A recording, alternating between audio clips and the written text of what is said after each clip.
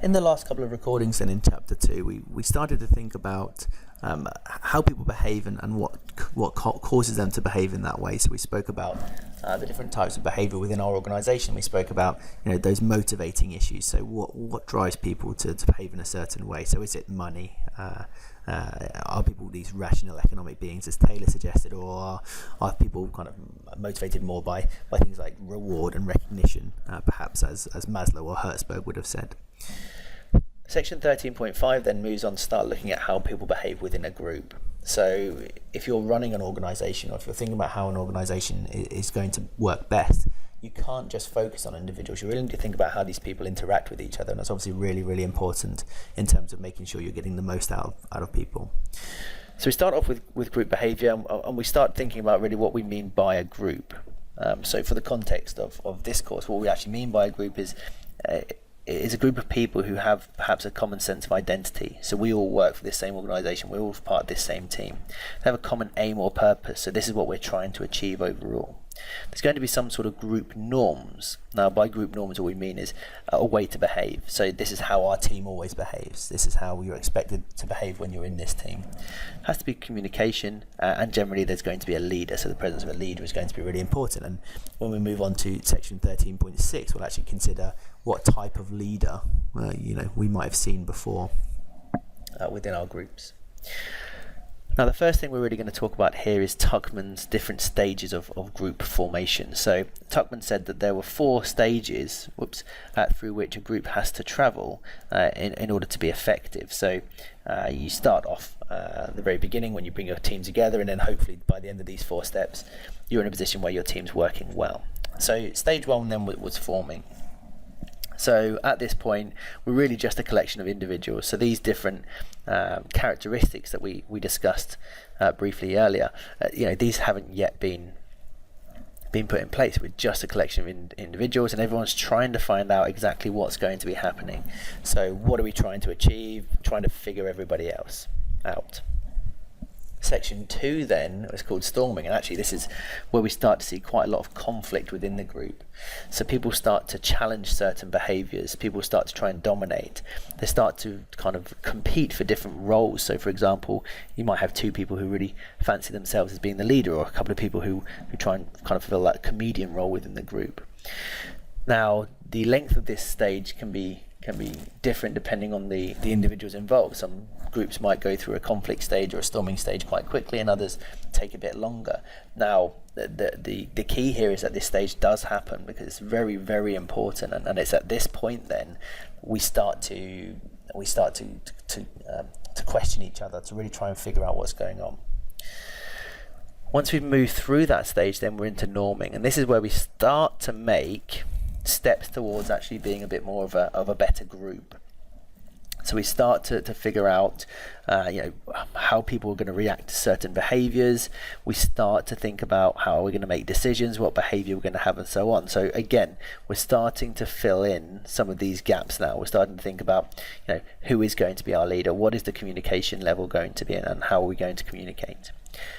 The final stage then is performing, and it's this point then where we actually start fulfilling our potential. So we start to move past all of those issues we had in terms of competing individuals, and we move past the stage of trying to get these norms in place, and actually we're in a nice efficient stage now, and this is where we're going to be really achieving what we're trying to achieve overall. So it's really important that we remember those stages. Obviously, in terms of the exam, you're not going to be asked to discuss Tuckman's theory.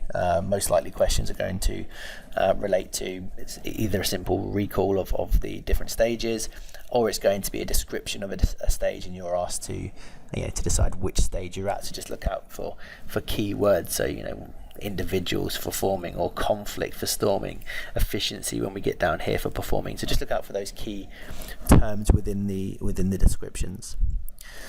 Now, what Tuckman didn't touch upon in the 4-stage theory was the different roles that people need to take on. So he did discuss the fact that certain roles would be filled, but not actually what those roles were and whether they were important. Belbin picked up this idea and kind of came up with 8 roles that a team really needs to have fulfilled if it's going to be as efficient as it possibly can. Now, what Belbin didn't say was that you had to have one of all of these people, or that you had to have 8 different people. In fact, some of these roles are going to be fulfilled by the same person. So some people are going to do more than one of these jobs. So we'll just run through these different roles again. In terms of exam focus, really it's going to be a recall of the different roles, perhaps a description of somebody within a team, and then you having to say whether you think, for example, they're most likely to be describing a finisher or maybe a leader. Okay, so we start off with the leader then. So the leader is going to be someone who's nice and calm. They're going to be coordinating, and they're going to be enabling others to work. So it's not necessarily about them doing the donkey work, but they're going to be putting in place the environment that enables others to work. Okay, so really important role. The shaper then is going to be very driven, very focused on the task. May come across as quite aggressive and challenging, but always they're trying to drive the team forward. So they're not necessarily focused massively on kind of people's feelings. They're really trying to make sure that we're getting the job done.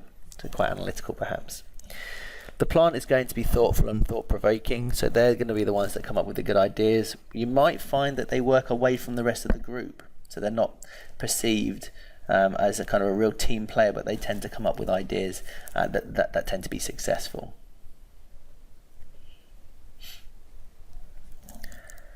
The evaluator then steps in and says, well, let's look at this analytically. Let's look at these ideas and see whether or not we can actually work with these, whether they're going to be feasible or not, often seen as quite objective and critical.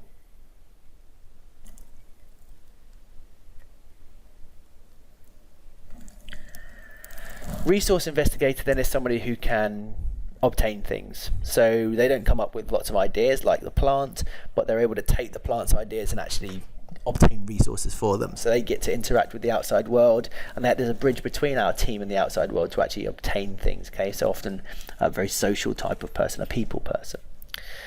Company worker then is all about specifics. So they take these overall ideas and they try to make them a bit more specific and think, right, well, this is a list then of the things that I need to achieve, and I'm going to make sure that things are being done on time. Again, not necessarily thinking about the softer side, but really thinking about taking an overall idea, a big picture, and turning it into some nice practical processes.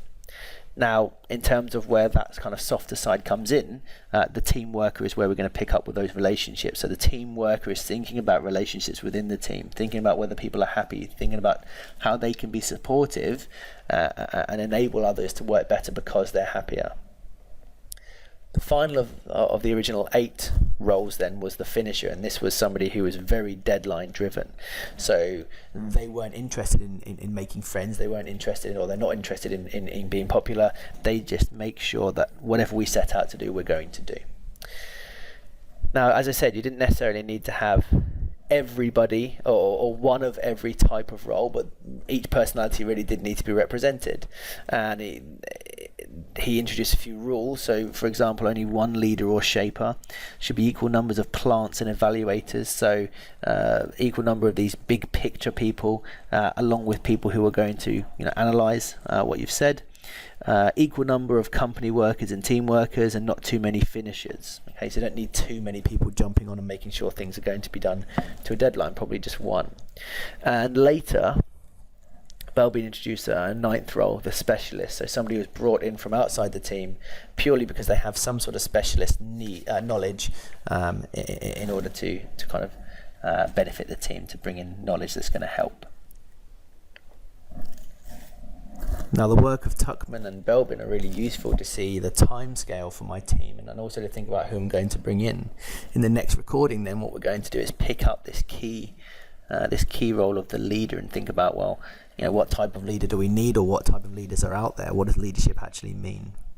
So the next recording, we'll finish off chapter 2, have a look at leadership, and then introducing this idea of IT management, which is a relatively new addition to the syllabus.